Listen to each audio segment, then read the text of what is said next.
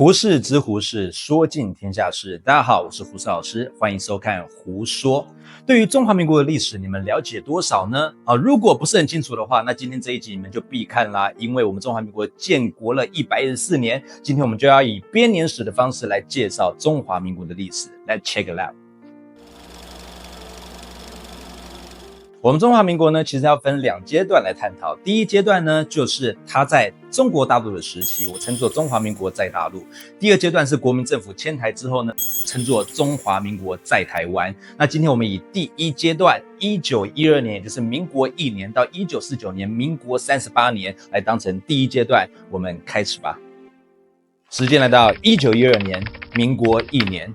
辛亥革命之后，就是国民政府革命成功了，然后2月份呢，清宣统皇帝就是溥仪退位，所以中华民国就正式成立了，然后成立了临时政府，然后孙中山呢就任第一任的临时大总统。讲到这个，我讲个题外话，其实第一任的临时大总统呢，很多革命军里面的人其实是支持战功卓卓的黄兴将军来当，但是黄兴将军认为孙中山虽然在战争之中他并没有太大的参与，但是他在各国奔走，不断的演讲，然后跟各国政府交涉筹措资金这件事情，对战争的帮助是极为大的。因为毕竟战争打什么，每一颗子弹以及军队要吃的东西、要用的东西，是不是都是钱？所以钱非常的重要，是战争的关键。而国民政府当时在革命时期的钱呢，就是孙中山他不断的筹到的，所以他的功劳非常的大。再加上黄兴认为孙中山本人在领导国家的能力可能大于他，他觉得当一个国家领导人，他比他更适合，所以黄兴呢坚决的反对大家推举他，他自己要让位给孙中山，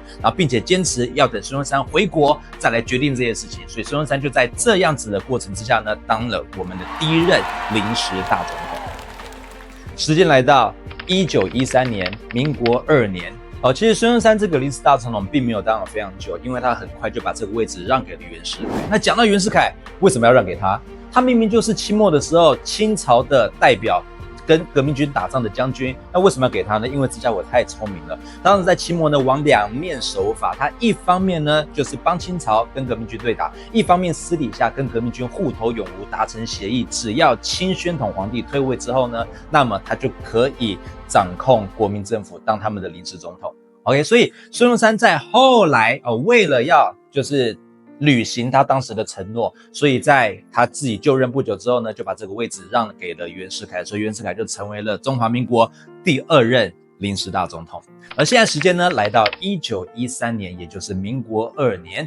袁世凯呢，就是暗杀了一个人，这家伙在历史课本上一出现就死亡。OK， 知名的跑龙套的宋教仁。他是谁？他是当时中华民国内阁总理。讲到内阁总理，是不是就听到了一个关键？中华民国采用的是内阁制。那袁世凯为什么暗杀他？原因是因为袁世凯毕竟是从集权的中央体制的国家出来的，他当然不能习惯在内阁制体制下有另外一个跟他平起平坐的人钳制他本人的权利，所以看不爽之下呢，暗杀宋教仁。而这时候呢，疯狂的革命家、革命侠孙中山看不爽，他就回来呢，号召南方的军队跟北方的袁世凯 PK。史称2次革命，1次革命是革清朝，2次革命是革袁世凯，这样理解吗？那结果呢？北方的袁世凯实力太强大，远超过孙中山，所以2次革命孙中山是失败的。OK， 所以袁世凯就继续掌权。而后来袁世凯就成为了正式总统啦。接下来来到下一年，西元1914年，民国3年，2次革命失败的孙中山呢，痛定思痛。决定呢，他一定不能再重蹈覆辙，所以他决定组一个党，叫做中华革命党。这中好吃大联盟啊！中华革命党，孙中山这样组起来了，这是一个以他为中央集权的政党，目的呢，为了革命而生。在此时，就是袁世凯干了什么事？他解散国会了。你们看，暗杀宋教仁是不是后来解散国会？为什么要解散国会呢？很明显。就是他想要集权啦，他想要称帝啦。袁世凯称帝，大家应该都听过嘛，对不对？而他的第2步就是解散国会。也顺道一提，其实袁世凯到死前他都不承认他有暗杀宋教仁，只是因为各种的迹象显示，宋教仁的死可以给他得到最大的利益，所以也许是他杀死宋教仁。还有另外一说，比较黑暗一点，说会不会是因为孙中山想要把权力夺回来，所以孙中山自己暗杀宋教仁，然后后来再把这个罪过呢嫁祸到袁世凯的身上啊，这就是政治的黑暗面了。那这个只是道听途说、历史野史的部分。目前呢，我们的正史还是以袁世凯暗杀宋教仁为主体了，好不好？然后时间来到1915年，民国4年这一年呢，发生了一个大事。袁世凯跟日本这边达成了一个协议，他接受了日本21条要求里面的部分要求，而这件事情真是丧权辱国，连袁世凯本人其实也不太能接受，所以他称作此日5月9号为59国耻日啊。然后在同一年呢，袁世凯开始了他的称帝的过程。好，就是他的筹安会呢有各种不同的步骤，然后在各地呢就是不断的演讲啊，然后在各地不断做假民调啊，然后让民众觉得好像大家都支持袁世凯要称帝，而这件事情引发了南方军阀的不爽。这个南方军阀呢由蔡锷、唐继尧、李烈钧3个人为首领组成的，叫做云南护国军。护国军护什么国？护中华民国，这样理解吗？所以跟袁世凯这边做 PK 啦。然后在云南护国军起义之下，搭配各地的革命浪潮，顺道一提，连袁世凯的手下段祺瑞本人都不喜欢他称帝，知道吗？所以在各地的革命浪潮蜂拥而至之下，袁世凯呢，他在民国4年年末称帝，那结果不到3个月的时间呢，在西元1916年，民国5年的时候呢，不到3个月，他就从皇帝的位置退下来了。而在不久之后，6月6号抑郁而终，悲愤而死。死前据说他喊了一句话，叫做“我而勿我”。这又是什么故事呢？因为有另外一则说法，说袁世凯其实称帝并不是他本人想，而是因为他的儿子袁克定，他的大儿子袁克定想要当皇太子，于是呢做了一个假报纸，每天给袁世凯看。袁世凯看着，每天看之下就觉得，这报纸里面每天大家都有不断的上书说希望我当皇帝，会不会人民真的那么爱我，真的希望我当皇帝？所以袁世凯在被蛊惑之后呢，才决定了他的称帝之路。所以在后来呢，袁世凯发现事情不是这个样子，人民根本不想要他称帝，他就觉得他一切都是被他儿子害惨了。所以据说死前有喊出一句话，叫做“我而勿我”。那这个事情是否为真也不知道，也是一个说法罢了。以我们历史课本里面的正史来看呢，其实还是要是看到是袁世凯本人想要当皇帝，好吗？而袁世凯这个称帝的过程，到最后当皇帝，我们就史称洪宪帝制3部曲。好，然后再来时间，我们再往回推1年就是1915年，民国4年的时候。就是在当时袁世凯过程之中，有另外一件跟这个不相干的事情，就是国外的一些留学者回来了，然后觉得中华民国应该要跟国外学习，国外正在吹什么东西？吹民主的浪潮以及科学的风潮，因为毕竟国外有那个科学革命启蒙运动嘛，对不对？所以这个思潮呢，也因为国外留学的学者回来之后呢，然后在国内掀起了一个波澜，所以以胡适、陈独秀为首的新文化运动就这么展开了要中华民国的人民呢学习德先生、赛先生。德先生 democracy 民主，赛先生就是科学，然后要大家穿西装，然后就是换一下他们的那个服装仪容，以及改变他们的文化，就史称新文化运动历时4年的时间，从1915年到1919年。时间来到1917年，民国6年当时发生的著名的黎段争，就是国务总理段祺瑞跟总统黎元洪2个理念不合，于是吵架啦。这个吵架之下呢，就必须要请人来调停一下嘛，对不对？所以谁来调停呢？便帅辫子将军张勋来调停了。而张勋当时赶到北京的时候呢，既然就是出乎大家意料的，他带了军队过来调停，并且还把溥仪皇帝给带进来了，然后直接进到那个京城里面，然后让溥仪坐上了皇帝之位，这史称溥仪复辟。但溥仪复辟的过程仅仅只历时了12天，就被武力强大的段祺瑞带着军队过来胁迫下台所以段祺瑞呢，他后来就成为了接下来北洋政府的掌权者，而溥仪复辟也就仅仅的12天。溥仪他从那个皇帝位置下来之后，他去了哪里？大家都不知道的是，他其实还一直住在紫禁城。他在紫禁城里面一路的住到1924年才出来。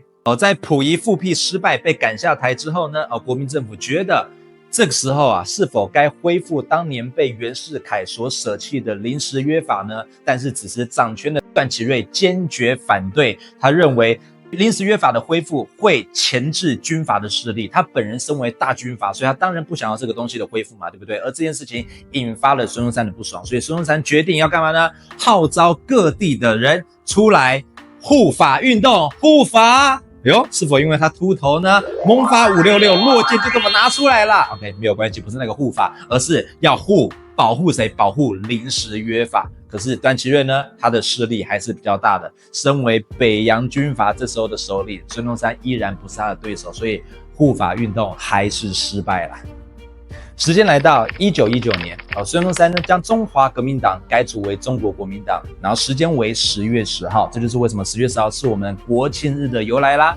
然后再来同一年5月4号爆发了5·4运动，为什么呢？因为一战结束，在巴黎和会之中，就是我们应该要把当时山东的权益从德国的手上拿回来，可是没想到的是，德国在山东权益竟然被无条件的转交到了日本的手上，所以引起了人们的不爽。那为什么会转交到他们手上？也是因为当年的5·9国耻有关系。因为当年21条要求里面有一项就是日本要掌握他在山东的权利，所以来到巴黎和会结束之后呢，山东的权利才从德国的手上被转交到日本的手上，所以引起人民的不爽。于是人民呢，就是群起出来，各个学生们出来，学生运动出来，就是喊着外争主权，内惩国贼，还我青岛啊！领导者就是胡适 ，OK， 这是5·4运动。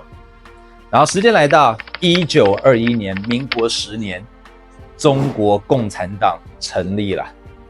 在欧美世界呢，已吹了50年的马克思主义，不是马斯克哦，不是伊隆马斯克主义，是马克思那位大胡子德国经济学家马克思的马克思主义呢，就是这么的传到了中国来啦。然后于是共产主义的想法开始在中国境内就这么的传开了。然后在这一年呢，中国共产党就在陈独秀、毛泽东等人的领导之下成立了。时间来到1923年，民国12年。这时候孙中山跟苏联之间有一些交涉咯。然后在苏联这边领导人的建议之下，孙中山决定联俄容共。所以呢，他对于国内的共产党势力，他认为可以让他们以个人的名义加入国民党，所以联合俄国，然后在国内呢容许共产党的存在，这就是史称联俄容共。然后西元1924年，民国13年，中国国民党改组了。时间来到西元1925年，民国14年，孙中山当年58岁，他觉得一直腹痛难耐，原本只觉得是不是肠胃病，后来去医院一看，不得了啦，肝癌末期，整个人生就黑白了。肝若好，你的人生彩色；肝若不好，你的人生就黑白了。所以黑白孙中山就这么出来了。所以大家会知道为什么他的照片是黑白了吧？没有，这地狱梗，不要理我。好，然后再来，然后孙中山死前呢，有一个目标还没有达到，他认为虽然中华民国已经出来了，就是20年了。不是20年，我看一下，1925年减1912，可是数学这样算对，13年，好不好？就是这样。已经出来13年了，可是整个中国大陆还没有被中华民国给真正的统治，北部呢依然被北洋军阀给掌控着，所以这是个分裂的时代啊。他决定还是要统一才对，所以当时在他旁边的几个人就听他的遗言，听好咯，革命尚未成功，中山即将嗝屁，若欲革命成功，同志仍需努力。怎么老师跟我们的版本不太一样？没错，有2句是我加的啦，中间2句是我加。正确的版本是革命尚未成功，同志仍需努力。于是呢，蒋中正就临危受命，领衔主演接下来的过程呢，他就成为了北伐革命军的总司令，开始了北伐。如果电视机前面的观众不是电视机，是荧幕前的观众，如果你是国中生的话，特别注意北伐必考题好吗？民国15年到17年，西元1926到1918，麻烦把这个年份好好的背一下。所以呢，民国15年，革命军开始北伐，这叫做北伐的革命军，叫国民革命军开始北伐，从南往北。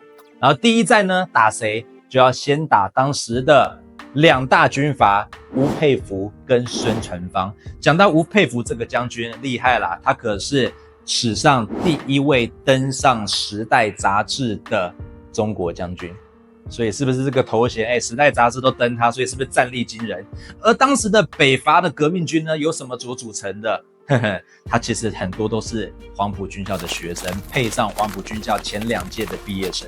OK， 所以当学生加毕业生，刚毕业不久毕业生对抗资历老练、战功卓卓的军阀，你们认为打得起来吗？但是战争是一种非理性的，不是可以从科学的角度去分析的，好吗？因为这时候吴佩孚就觉得，以及孙传芳都觉得，小毛头几个怎么会是我们对手？于是轻敌了。轻敌可是兵家大忌，所以在轻敌的心态之下，最后呢，革命军竟然打赢了吴佩孚及孙传芳，所以呢，不断的向北推进。时间来到1927年，民国16年，广州国民政府呢迁都来到哪里？来到了南京。而在这一年发生了一个大事，叫做4·12政变，史称清党。因为蒋中正觉得他发现了共产党党员在国民党里面不断的笼络国民党党员，说服他们加入共产党，让国民党里面的一些党员呢开始的心没有那么忠诚了，所以蒋中正决定要把他们给铲除。铲除的手段可不是把他们开除而已，非常的残忍。在4月12号这一天，上海码头光天化日之下，许多共产党的工人呢就在光天化日之下被枪杀了。谁枪杀他们？青帮。有听过这个帮派吗？中国皇权时代末年3大帮派。3大帮派哪3大？最知名的当然就是那个反清复明，周星驰电影里面有演的那一个什么会？天地会。还有什么哥老会？接下来就是青帮。而青帮就是中国近代史里面最大的帮派，后来演变成现在的洪门。而当时青帮由谁掌权？由杜月笙，这家伙就是上海的超级大哥大，地下皇帝，好吗？那为什么讲到这边就觉得很奇怪？老师，蒋中正怎么会叫黑帮大哥去帮他做4·12政变，去干掉上海码头的工人？原因是因为蒋中正其实本人跟青帮的关系是非常紧密的。那到底有没有加入青帮？有很多的说法，有人说有，有人说没有，但我们不知道，没有关系。就连孙中山本人也跟青帮呢，其实关系非常的密切。其实讲坦白的，在当时那个背景之下呢，你要革命，就必须要跟一些黑势力有往来，这叫做地方的派系，这样理解吧？就连现在也是一样啊，对不对？全世界各国哪个国家的执政者没有跟黑帮有接触，对不对？所以要不然为什么各国的国会或什么有这么多都是黑帮背景的人物去当那些委员啊，对不对？然后代表的角色，我是不是讲太多了？哎呦，没有关系请自行的就是签在你的脑海里面，不要在外面宣传，知道吗？我刚刚讲的不是胡适老师，是别人，跟我没有关系，好吗？好，反正话题回来，就是杜月笙大哥帮助蒋中正执行4·12政变这件事情，引发了国民党内的轩然大波，因为上报纸啦。当时呢，站在蒋中正对面对面的角色是谁？汪精卫。他非常的不爽你怎么可以跟黑道人士结同，然后去干这件事情？这不是伤到我们国民党的名誉吗？而孙中山的老婆宋庆龄也对这件事情表达不满所以这件事情造成国民党的分裂。然后蒋中正呢，他当时在武汉另组了国民政府，跟汪精卫国民政府呢分庭抗礼，叫做宁汉分裂。宁就是南京，汉就是武汉，这样理解吗？但是好笑的是那位呢觉得剿共是不对的汪精卫，他在同一年，就是下半年的时候，他突然发现蒋中正好像是对的耶，共产党他真的是有在我这里面不断的乱来耶，所以呢，汪精卫后来也喊了分共，我要跟共产党呢分开，所以是不是有没有到头来结果还不是一样？没错吧？时间来到1928年5月3号爆发了知名的5·3惨案，史称济南事件。济南也可以叫济南事件，看你们要怎么叫都 OK。当时因为日本不希望北伐的进程呢太过于顺利，所以呢在山东这边呢就制造了这样的惨案，然后导致人民死伤惨重。他当时是以一个撤侨保护侨民的那个为借口，然后去做这个事情。OK， 然后就是为了要阻止北伐军行进的顺利程度。OK， 然后爆发这个事情。然后接下来呢，在6月4号的时候，就是张作霖，也就是张学良的老爸，他当时要从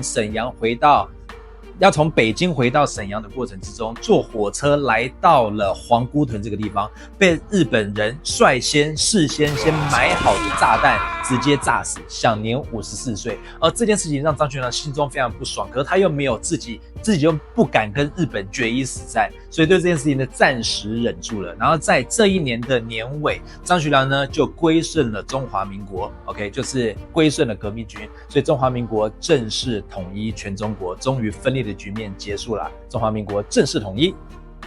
讲到张学良这个人，我一直认为他是中华民国历史上的一个极度关键人物，因为如果没有他在的话，也许中华民国现在不是在台湾，还依然统治着中国大陆所以他就是一个极度关键的人物。今天中华民国的编年史的上半集到这里结束谢谢大家的聆听，谢谢大家的收看，请记得一定要按赞、订阅、加分享谢谢各位啦，拜，我们第二集见。